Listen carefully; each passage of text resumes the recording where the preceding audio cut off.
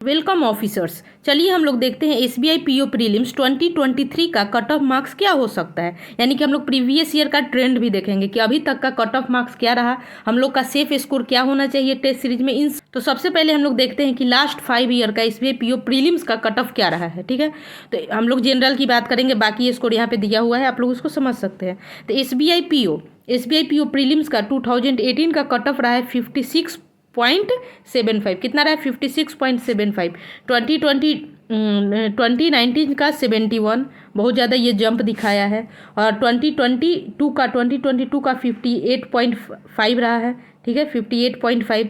And 2021 का 63 और 2022 का कितना रहा है? 59 पॉइंट। स्कोर को देखकर देखा जाए तो सबसे हाईएस्ट कितना गया है 2019 में। 2019 में आप लोग का दिख रहा है कि सबसे हाईएस्ट गया है, कितना गया है? 71। और सबसे लोएस्ट आपका दिख रहा है यहाँ पे 2018 में, 18 में ही ना है, हाँ 2018 में 56.75।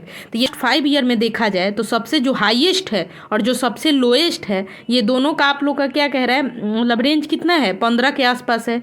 तो हम लोग का जो टेस्ट सीरीज में जो हम लोग टेस्ट सीरीज लगाते हैं उसमें हम लोग का एक्सपेक्टेड कट ऑफ क्या होना चाहिए, मतलब टारगेट क्या होना चाहिए, 71 प्लस या 56.75 प्लस। तो चलिए इसको हम लोग आगे हम लोग डिटेल में समझते हैं। तो चलिए हम लोग बात करते हैं कि हमारा कट ऑफ टारगेट क्या होना चाहिए टेस्ट सीरीज में। तो देखिए सबसे हाईएस्ट किस में गया है? सबसे हाईएस्ट आपका 2019 में गया है 71। और सबसे लोएस्ट किस में गया है? सबसे लोएस्ट आपका दिख रहा है 2018 में गया है। तो हमारा टारगेट मेरे अकॉर्डिंग बेस्ट स्ट्रेटजी ये रहेगा कि आपका सबसे पहला टारगेट, फर्स्ट टारगेट कितना अचीव करना होगा? 57 प्लस, यानी कि 2000 सबसे लोएस्ट है तो लोएस्ट सबसे पहले टारगेट बनाए। ठीक है, अगर आपका लगातार कंटिन्यूअस कोई टेस्ट में 57 से ज़्यादा आने लगे मार्क्स, ठीक है 57 प्लस अगर आने लगे तो आपका, ठीक है, आपका नेक्स्ट टारगेट होगा ये 2 नंबर, कितना? 59 प्लस हम लोग का टारगेट करना है। ठीक है, इससे क्या होगा चलिए पहले देखते हैं आगे।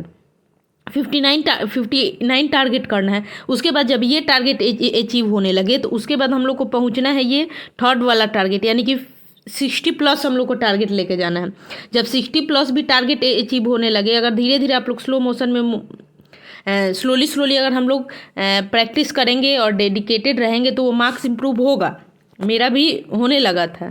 ठीक है, तो उसके बाद हो गया आपका थर्ड नंबर। फोर्थ, जब आपका 60 प्लस मार्क्स आने लगे तो आपका टारगेट होना चाहिए 63। ठीक है, जब 63 क्रॉस करे तो लास्ट आपका एक होता है ना कि ये डायमंड है 71, यानी कि एक गेम का जो लेवल होता है ना कि first level, second level, third, वही हम लोग का क्या है, ये 5 लेवल है। 71 टारगेट होगा तो 71 प्लस आना चाहिए। ठीक है, अब 71 प्लस अगर टारगेट आ जाए तो उसके बाद क्या करना है ना, 71 प्लस टारगेट जब हो जाए तो उसके बाद बस ये टारगेट होना चाहिए कि 71 के नीचे नहीं जाना। एक समझिए एक सीढ़ी की तरह है, फर्स्ट सीढ़ी पे चढ़े, फिर सेकंड, फिर थर्ड, फिर फोर्थ, ऐसे करके कुछ करना है।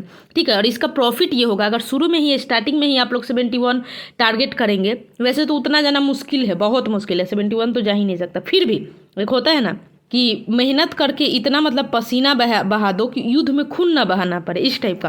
तो ये स्ट्रेटजी का प्रॉफिट ये होगा कि सबसे पहले आपको छोटा टारगेट दिखेगा, 56 से तो लाना है। तो अगर आपका मान लीजिए 30 प्लस भी आ रहा है तो आपको मोटिवेशन रहेगा कि चलो अभी 20-30 मार्क्स और लाना है।